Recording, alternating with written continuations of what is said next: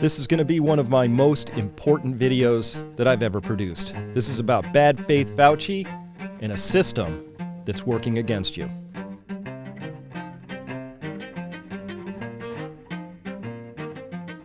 Hello everyone, Dr. Chris Martinson here. Yes, this is going to be one of my most important videos ever. I hope you stick through the whole thing because we've got some really, what do you call it, explosive, life-changing, I don't even know what you call this, but this, we're up against something really dark here, and which I think, obviously we'll get to the bright stage after this. So let's go into it. Today's word of the day, hubris. Good word. Definition, overbearing pride or presumption, arrogance, haughtiness, high-handedness, lordliness. That's an old blast of the past. And of course, we're talking about my favorite, my favorite character, Anthony Fauci. By the way, he's looking just a little haggard here, which, he's 80 years old, so I guess that, he's been through a lot lately. But I do not see him as the faithful service. I see him as the faithless servant. But here he is on MSNBC getting the royal treatment. There was a whole lot of fluffing going on by the host here. And then we get to this part right here. Let's listen. Maybe you've heard it, but boy, I've got some reactions to this. But I want to end with this question. You are now getting attacked. As you know, many state public health officials have quit their jobs over the last year because of the unrelenting attacks that have taken place. And now you're at the focal point. What is your level of concern that we're going to discredit public health officials to the point of, look at Russia. They actually have a good vaccine, and none of their citizens will take it because they don't trust their own government. Okay. Hold on. That's a really important point here.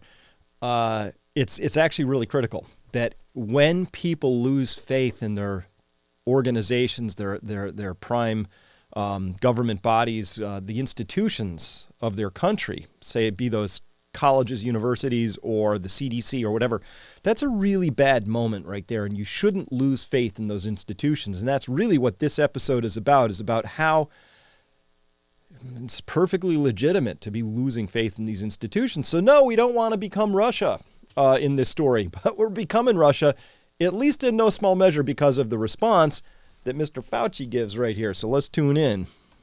Right. It's very dangerous, Chuck, because a lot of what you're seeing as attacks on me, quite frankly, are attacks on science. Whoa, Pope Fauci. That's like the Pope saying an attack on me is like an attack on God. How is an attack on a person like an attack on science? Because as you notice, you might not have noticed this, but here's something about Tony Fauci. He's been a career bureaucrat for 50 years now. I don't believe he's seen a patient in 50 years. I don't believe he's conducted a single scientific experiment. So how is an attack on a bureaucrat the same as an attack on science? Because you know what science is? That's right. If you've been watching this channel, it's free and open inquiry, and it's daring to ask uncomfortable questions and making observations that don't fit with the prevailing orthodoxy, because that's how we learn more. So, but the second thing I would take exception to is the word attacks. I haven't attacked Fauci. All I've done is ask questions about what he's been up to based on the things he said and the emails that he sent back and forth. Those aren't attacks. Those are legit questions, but he's perceiving them as attacks, which, by the way, that's kind of the mark of a narcissist. When you set a boundary with a narcissist and say stop, they often perceive that legit boundary as an attack on them. So he is feeling attacked. I get that. Plus, all of the things that I have spoken about consistently from the very beginning have been fundamentally based on science. Everything he's been saying since the beginning has been fundamentally based on science. Of course, like when he said people shouldn't wear masks. That was based on great science, right? No, that wasn't. That was a political calculation, because he admitted later that the reason he was saying that was because we didn't have enough masks for both people, ordinary little citizens, and healthcare workers to have them. I get that. That's legit. But him saying studies show masks don't really help wasn't science, right? So can we at least admit that what he just said right there was a complete lie right there? He just lied. Sometimes those things were inconvenient truths for people, and there was pushback against me. Sometimes those were inconvenient truths for people. The hubris of this man, the arrogance. Oh my God. when you, Mr. Fauci, said that you had not been funding any gain-of-function research and that the United States had not been funding any gain-of-function research in the Wuhan Institute of Virology, that was a lie. That wasn't an inconvenient truth. That was just, it wasn't an inconsistency. It was a flat-out lie. If you are trying to, get at me as a public health official and a scientist, you're really attacking not only Dr. Anthony Fauci, you're attacking science. And the conflation, the ego. When you're attacking me because, I funded gain-of-function research and I flip-flopped all over about masks and I wasn't forthcoming about vitamin D and we blocked all inquiry into cheap and effective and safe treatments, when all of those things, you're attacking me on that, you're actually attacking science. Well, let's define what's science, because this is what bothers me. I'm a scientist and I believe in science. I believe in open inquiry into the data. That means you gather your best data and then you see what you can make out of that. And when new data comes along, you change your mind. But Fauci has been at the head of an institution that has done everything in its considerable power to block inquiry into and the dissemination of good information about how individuals, doctors most particularly, could use their best judgment to treat this dangerous thing called COVID, right? Anybody that looks at what's going on clearly sees that. You have to be asleep not to see that. All right, so here he's calling out to the tribe, right? He's just saying, listen, you got to pick sides in this whole thing. You're either with God, Fauci, in science, or you're asleep and you just don't get it. There's two tribes here. There's obviously people who get it and people who don't get it. But what's bothering me is that for some reason this has become politicized. So now this is becoming a left-right issue, and it should never be a left-right issue. You're either on the side of truth or you're on the side of not truth. That's an up-down issue. It's not left-right, but it's becoming left-right. That's a really bizarre phenomenon that we have to discuss later. In fact, in part 2 of this video for my subscribers, I'm going into that in depth because that's where the battle's starting. What's going on? Science and the truth are being attacked. Dr. Anthony Fauci, appreciate the time you gave us, appreciate the amount of time you spent. Look, unfortunately, I think you have to do some debunking because we need people to continue to have faith in science. So thank you. Okay. Continue to do some debunking. How about you look into the emails there, MSNBC? You look into his emails, which shows that when Fauci was concerned about the gain-of-function stuff coming out, you know what he didn't do? He didn't reach into the thousands of qualified scientists who are deep within the NIH and the NIAID organizations. You know what he did?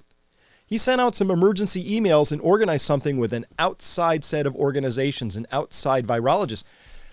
If this was all science, how come he didn't rely on his own scientists? How come it went all political and Fauci actually turned, as a first order of business, to the Wellcome Trust and to government operatives or science advisors, if you will, for the UK and for Germany, and to a bunch of virologists who are outside of his own organization? Interesting question.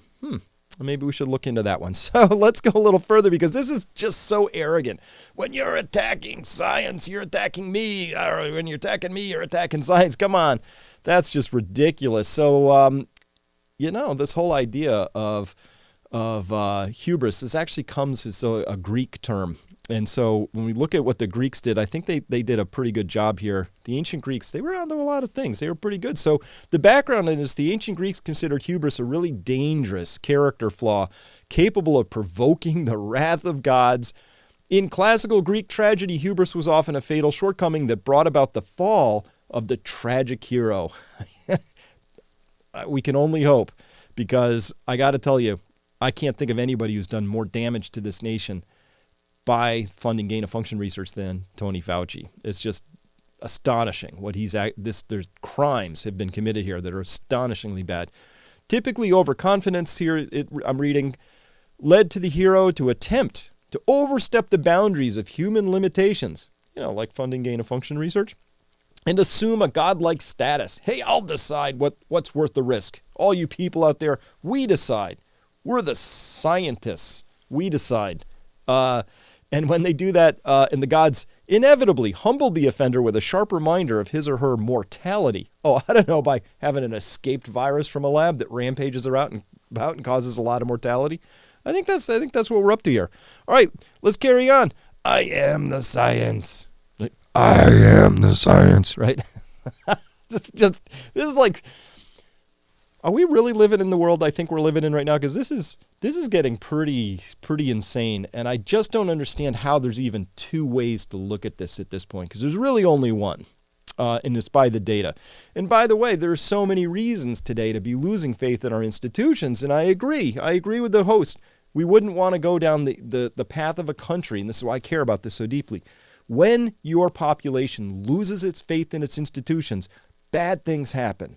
It's not a good place. Society erodes. It crumbles. That's why I care about this so deeply, and it's why I care so much about this recent thing that just came out. Maybe you read about it. The FDA just approved Biogen's Alzheimer's drug, despite a complete lack of evidence that it actually worked. This is an incredible story. It says, maybe this is why we're losing the faith. Maybe it's not because we're bad people who just don't have enough faith in science, which is an oxymoron. You can't have faith in science. It's not how it works, right? So at any rate, it says here the FDA has approved Biogen's Alzheimer's drug, aducanumab. I don't even know how to pronounce that. A mab. Anyway, which will be marketed as Aduhelm. Biogen is charging $56,000 per year for the drug. Oh, but don't worry.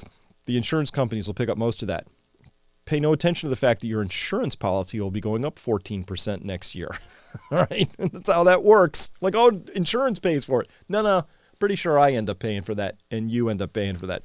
Why this matters, Aduhelm is the first federally approved Alzheimer's treatment in roughly 18 years. So a first for Alzheimer's, a terrible disease. So, of course, we would want treatments for that. But there is no conclusive evidence that the drug slows the decline of memory and brain function.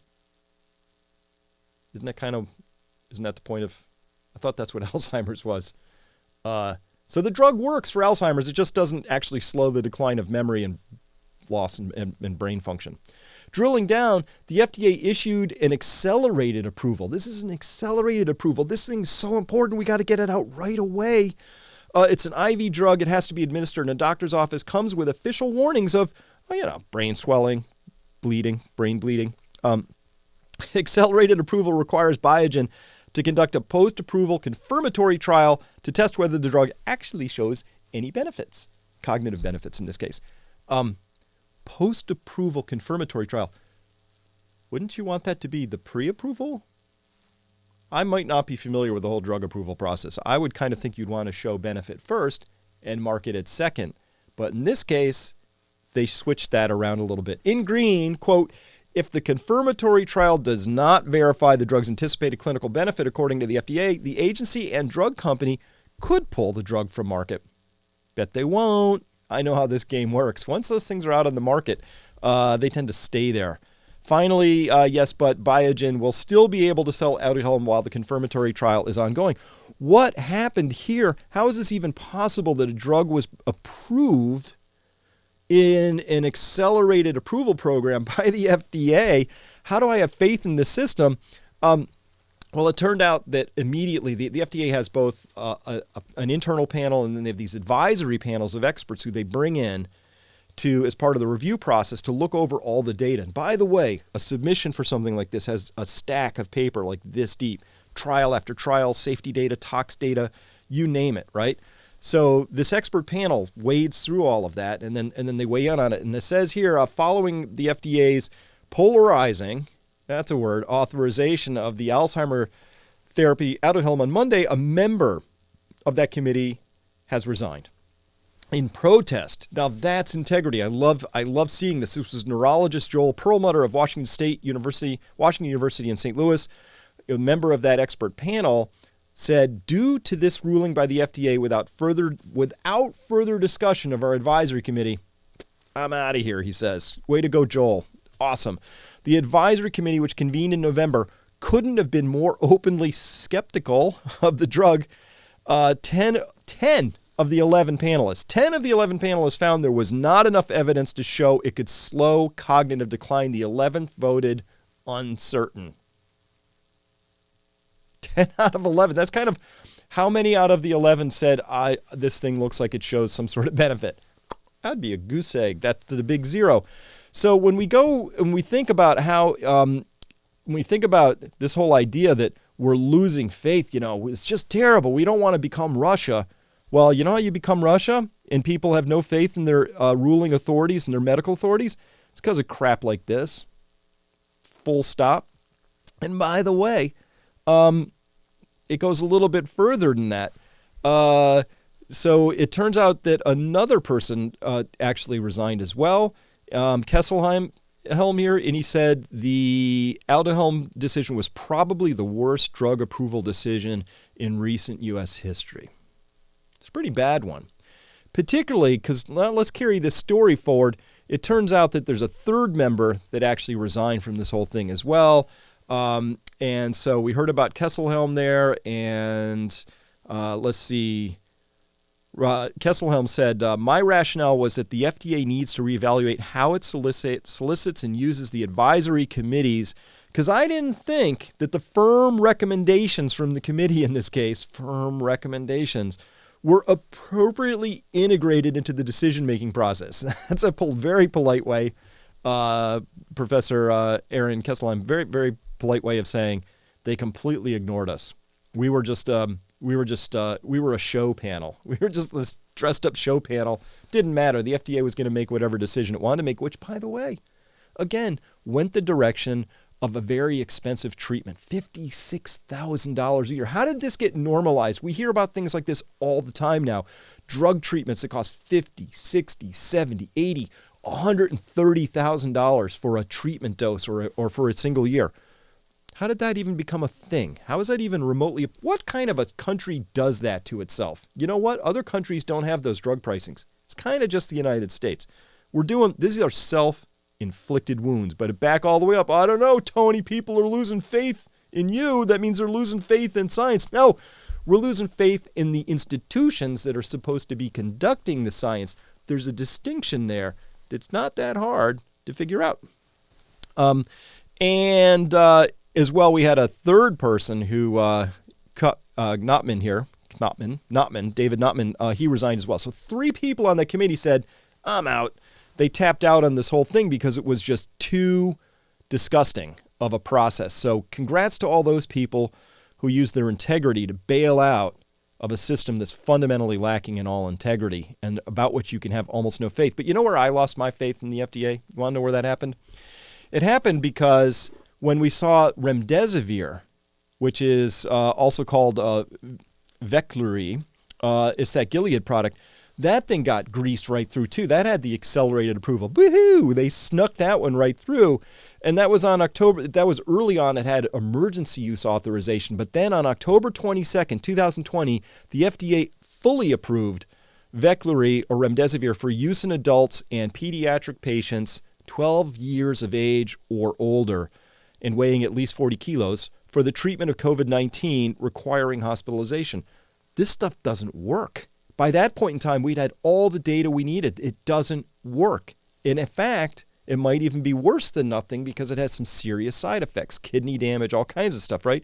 So looking at the second part from the FDA down here, it says, and here they're describing why they even issued the EUA, the emergency use authorization. They say, in issuing an EUA, the FDA must determine, among other things, that the product may be effective in diagnosing, treating, or preventing a serious or life-threatening disease or condition caused by a chemical, biological, radiological, or nuclear agent, that there are no adequate, approved, or available alternatives.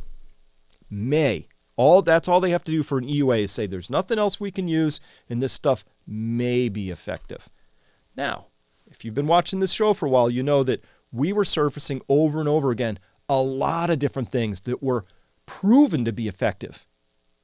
And still they went forward with this idea that as of October 22nd, 2020, and earlier for Remdesivir, there wasn't any other choice. There was just nothing else we could do, right?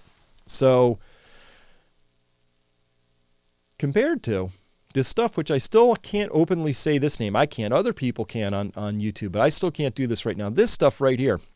It says the FDA has not approved this stuff, Duizabin 2, which is an acronym for Duizabin, is drug which shall not be named. Duizabin 2, because there was a first one.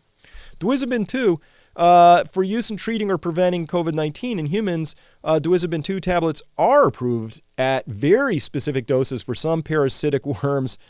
And there are topical on-the-skin formulations for head lice and skin conditions like rosacea. It's not an antiviral. Actually, it is. There's a ton of data on that. Taking large doses of this drug is dangerous and can cause serious harm. The FDA says that. That's what they're like, boom. Well, it doesn't cause brain bleeding or swelling. So there's that. In fact, out of 4 billion doses administered so far, we have almost no serious adverse events to report on this that I'm aware of. Literally, there are only 28 that I'm aware of out of all of that time where you could say this might have been something that caused an issue. And by the way, almost all of those are because when you take it, it's so effective, it wipes out your parasitic infection so fast that the clogging up and the effect of having all that stuff dumping into your body, it was too effective. But what it didn't do was directly have toxicity on its own. It's that safe. And yet the FDA, bullet point 2, they say taking large doses of this drug is dangerous and can even cause harm. But they can't point to any data where that's actually a true statement. All right? So that was their super hard stance on this. Can't do anything about this. No chance, right?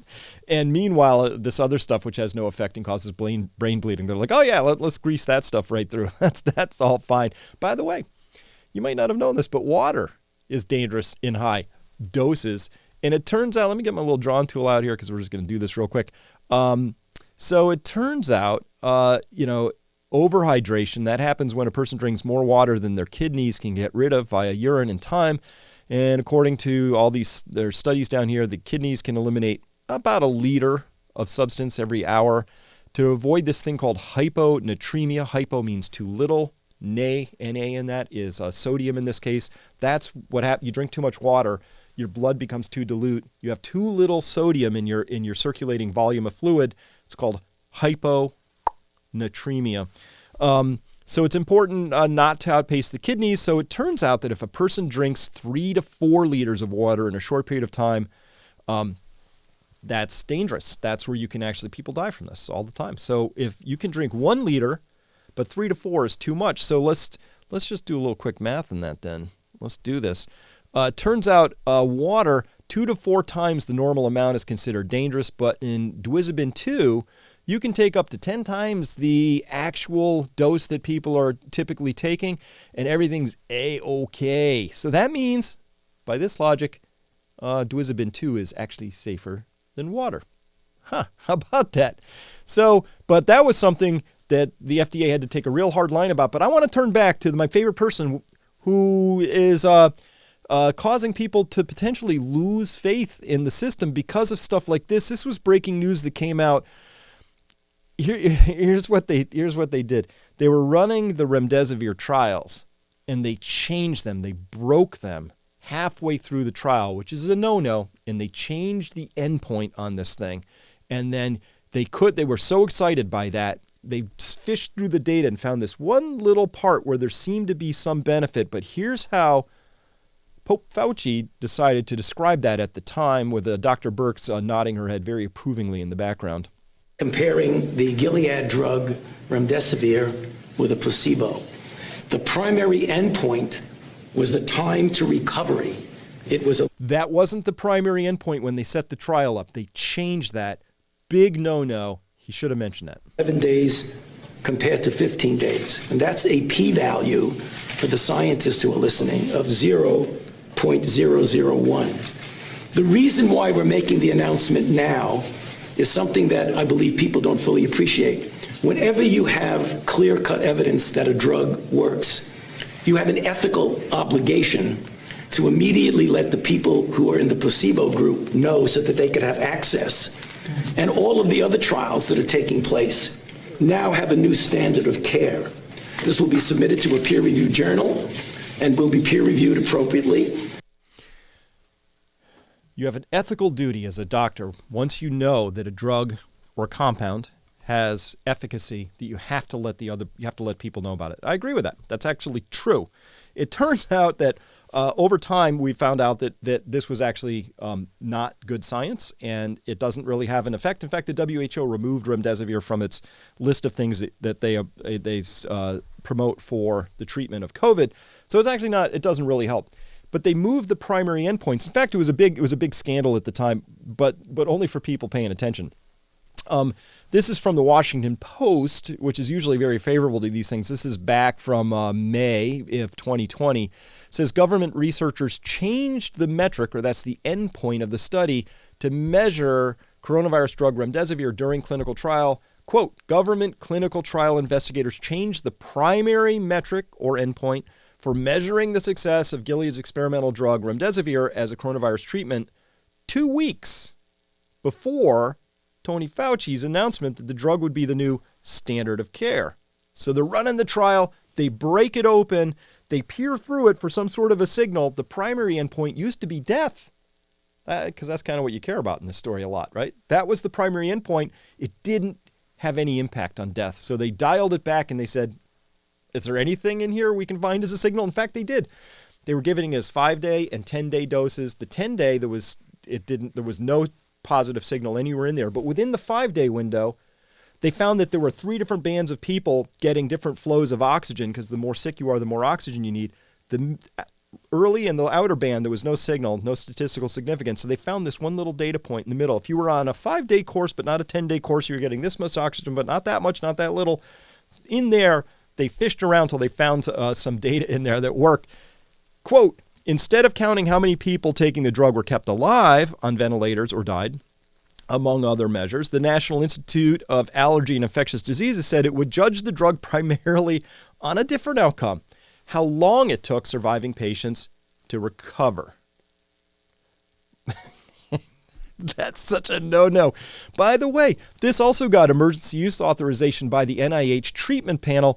And at the time, I saw this and I was like, you show me the incentive, I'll show you the outcome. So I was like, hey, let's just take a quick peek. Oh, about that. This was from my April 30th show of 2020. I was like, well, let's just look at the NIH panel that sets these treatment guidelines. And on there, we find that out of the 59 people on there, we found 9 of them with direct actual ties to Gilead Sciences. So these are the people voting on, should this thing get approved or not? And by the way, Gilead made billions off of this, and still makes a lot. People are still buying it and using it. It doesn't work. That doesn't stop anything, because once you have a board like the NIH setting the treatment guidelines for COVID, if you're a doctor and you don't use this substance on somebody who's sick in your care, you might get sued for that. That's how powerful this is. So again, remember, you show me the incentive, I'll show you the outcome. That's a Munger quote, which has a corollary, which is, you show me the incentive and I'll show you the RCT outcome. In this case, the randomized clinical trial outcome. That's what just happened here. And by the way, speaking of Dwizabins, remember Dwizabin 1, the drug which shall not be named? That's right. That's this thing, which I still don't think I can say the name out loud here, because the crawling, speech-to-text bots might find it and ban this whole thing. So, but this just came out, and of course this came out in Yahoo News. So I think it's possible that I could talk about it, but I'm not clear yet where the censorship lines are here. But it finds that this Dwizabin and zinc treatments actually increased coronavirus survival rates by 3 times. Why is this study coming out now in 2021? You know why? Because there's 2 ways that you can say and fall back on the claim that there are no studies that show that Dwizabin or Dwizabin 2 work. You know how you do that? 2 ways. 1, you don't run the studies in the first place. But 2, if you're forced because there's public pressure, you design the trial in such a way that it reports out a year after the fact. Oh, we've set up this study so that we have to follow people for a year after they get out of the hospital, and then you report. So those are 2. You slow roll it, or you just don't do it in the first place. Both of those tricks were run over and over again. But I can make this, you know what? I think the fractal is always important. I can make this case about how defective and how broken this whole system is and was and continues to be on something even simpler than this. because these were controversial. I get that. But I got to be honest. The controversy is not because Donald Trump mentioned these things. That's the later pin. I'll bet you anything we would have seen the same behavior regardless of who was in office. And now they've pinned it on Trump as a convenient scapegoat for this. But this is how the system operates, as we just saw in the FDA approving the drug that causes brain bleeding. It costs $56,000, but doesn't seem to do anything. This is even simpler. Vitamin D. Vitamin D is this thing that is completely safe to take. And we know that if you measure people's blood levels of this, there's a very strong correlation between the more of this stuff you have above a certain level, 50 nanograms per mil, that people are not just healthy from COVID, but all kinds of things. It's actually a really important determinant of health. That's why it's a vitamin. It's actually more like a hormone, but we call it a vitamin. As of 6/10, when I pulled this off of the NIH treatment guidelines panels, which is linked down here. Of course, everything's linked at the bottoms over there.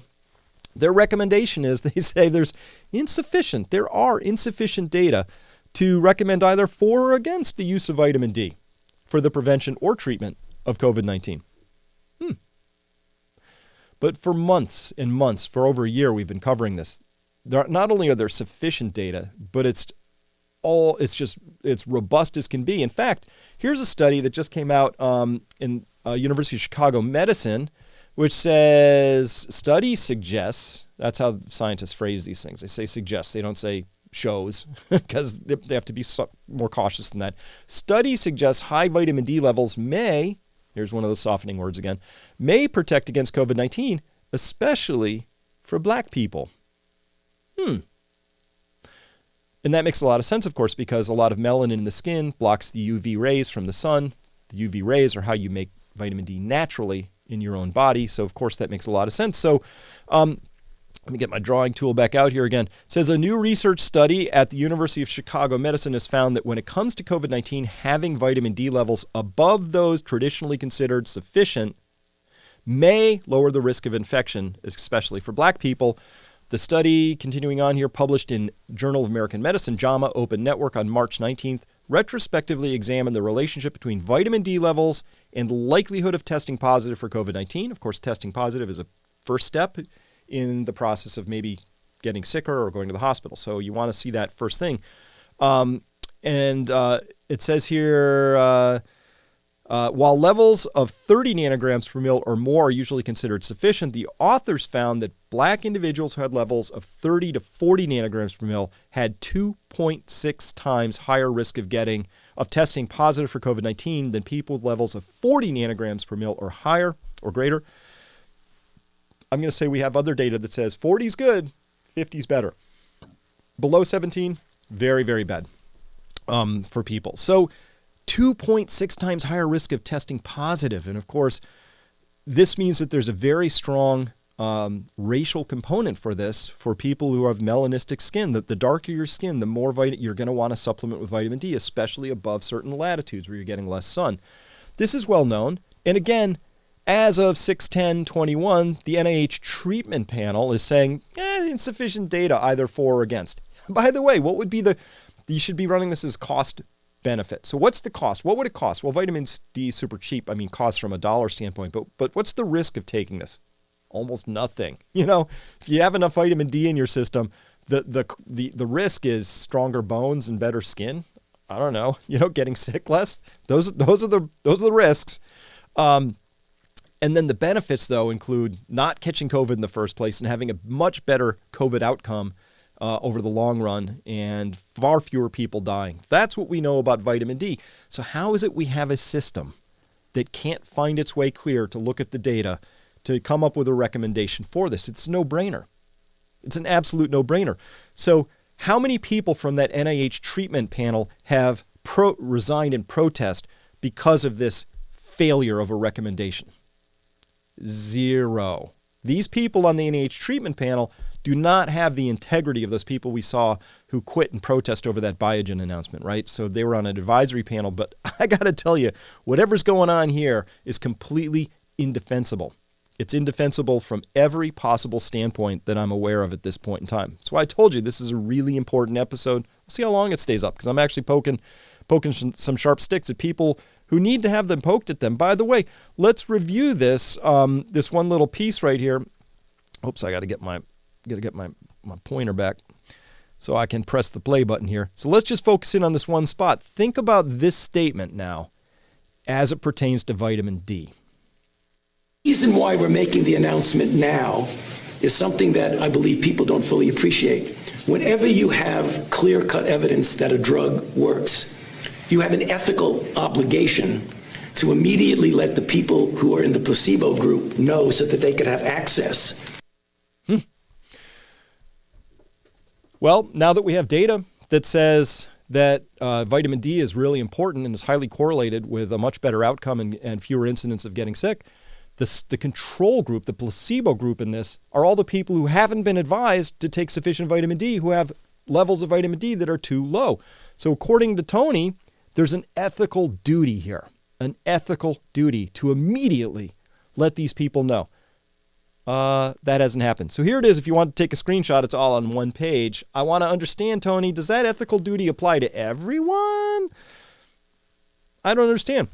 Whenever you have clear-cut evidence that a drug works, he says you have an ethical obligation to immediately let the people in the placebo group know. And yet there are still no recommendation for or against. It's just neutral. Oh, we don't care about vitamin D, even though we have all the data we need to show that it's actually our ethical duty to tell people about vitamin D. So if you're listening to this, and particularly if you are a darker skinned person of any race, you need to understand vitamin D and how important it is. It's cheap, it's simple, you should be taking it. If you have any concerns about this, you go to your doctor, you get your blood levels tested. And I advise you should do that because I love data. So you get your blood level tested, you find out you're at 20, your goal is to get to 50. There's a formula for figuring out how much vitamin D you should take as a supplement basis in order to get there. Talk with your doctor about it. But I got to tell you, the risk of getting on vitamin D is quite low. You have to take way too much of it in order to get to the bad side of that story. But it's really far away. But again, talk to your doctor. But I want to know about this. Tony. Hey, MSNBC, when you say, oh my God, people are losing faith in science. No, you know what science is? Science is saying we have an observation about vitamin D and we're going to make a recommendation. That's science. This isn't science. This is something else. It's something else very dark indeed. So by the way, part